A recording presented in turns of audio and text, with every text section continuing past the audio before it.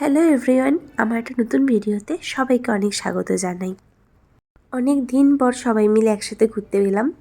সবাই বলতে আমার হাজব্যান্ডের বন্ধুরা, তাদের ওয়াইফ, আমরা সবাই একসাথে গেছিলাম। অনেক দিন পর যাচ্ছি আর অনেক দিন পর তাদের সাথে দেখা হয়েছে। বাইরে থাকার জন্য দেখা সাক্ষাৎও হয় না তেমন। পুজোর সময় এসে দেখা হয়েছে। একাদশীর দিনকে আমরা ঘুরতে যাচ্ছি আর বাইরের ওয়েদারটা দেখুন। তারপর আমরা কোলাঘাটের নেমে একটা খাবারের জায়গায় ঢুকেছিলাম, রেস্টুরেন্টে খাবার টিফিন করার জন্য। অনেক সকাল সকাল বেরিয়েছিলাম তো তেমন কিছু খেয়ে বেরানো হয়নি, চা বিস্কুট ছাড়া।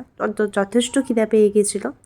তখন প্রায় 10টা মতো বেজে গেছিলো। আমরা বসে বসে ঐশীর সাথে গল্প করছিলাম। ঐশী হলো আমার হাজব্যান্ডের বন্ধুর মেয়ে।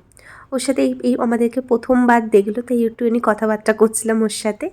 আর আমরা এদিকে টিফিনের জন্য আলুর পরোটা অর্ডার দিয়েছিলাম। খুব সুন্দর খেতে হয়েছিল কিন্তু আলুর পরোটাটা। আমরা খেতে বেরিয়ে পড়লাম আবার। আমরা মন্দারমণি যাচ্ছি আর এইদিকে ওয়েদারটা দেখুন। বলেছিল পুজোর সময় বৃষ্টি হবে, যাক ঠাকুর করে পুজোর সময় বৃষ্টি হয়নি, কিন্তু একাদশী থেকেই ভালোই বৃষ্টি হচ্ছিল ঝিরঝির করে।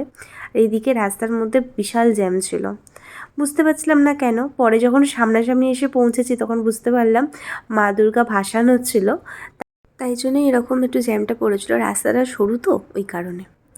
আর মায়ের মূর্তি দেখে সত্যিই মুগ্ধ হয়ে গেলাম, খুবই সুন্দর লাগছিলো, অসাধারণ লাগছিলো দেখতে। আর এরকম যে রাস্তায় যেতে যেতে হঠাৎ দেখতে পাবো ভাবতে পারিনি। জ্যামে বসে বসে এত বিরক্তি লাগছিল, কিন্তু মায়ের মূর্তিটা দর্শন করার পর সত্যি ক্লান্তিটা দূর হয়ে গেল। আর কিছুক্ষণের মধ্যেই পৌঁছে গেছি। এই রিসর্টটাতেই আমরা ছিলাম। এই যে তলায় যে বাড়ি বাড়ি মতো দেখছেন, ওই জায়গাগুলোতে আমাদের রুম ছিল। অনেকটা ক্লান্ত হয়ে গেছি, অনেক সকালে বেরিয়েছি, পৌঁছাতে অনেকটাই লেট হয়ে একটু রেস্ট নিয়ে তারপর সমুদ্রের পাড়ে এসেছিলাম। বেশ ভালোই ঢেউ ছিল জানেন তো, ভাবতে পারিনি এতটা ঢেউ হবে।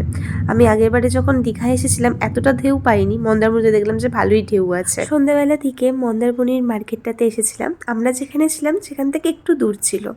আমরা প্রপার মার্কেটের ওখানে রুম পাইনি, একটু ভিতরের দিকে রুম নিয়েছিলাম। তো ওখান থেকে একটু আসতে একটু টাইম লাগছিলো, এসেছিলাম। দীঘাতে যা যা পাওয়া যায় এখানেও তাই পাওয়া যায়, কিন্তু একটা জিনিসই পার্থক্য দেখলাম, দীঘার তুলনায় এখানে একটু দামটা বেশি। আর তেমন কিছুই পার্থক্য নেই, দামটা একটু লাগলো বেশি। বলতে পারছি না, আমি 2 বছর আগে অবশ্য দীঘা গেছিলাম, দামের এখন হেরফের হতেও পারে। কিন্তু জিনিসগুলো খুব সুন্দর ছিল। আমার ব্যাগগুলো দেখে খুব ভালো লাগছিলো। এখানে কাঠের জিনিস, তারপর মা দুর্গার যে কড়ির মূর্তিগুলো দেখালাম, কি সুন্দর না। এক একটা মানে দেখেই মনে হচ্ছে যেন এটা পছন্দ হয়ে যাচ্ছে, ওটা পছন্দ হয়ে যাচ্ছে। আমরা কিছুই নিইনি তেমন। একটা বাইরের দিকে এই দিকটা এসে বেশ ভালোই লাগছে, জমজমাট মার্কেট দেখে।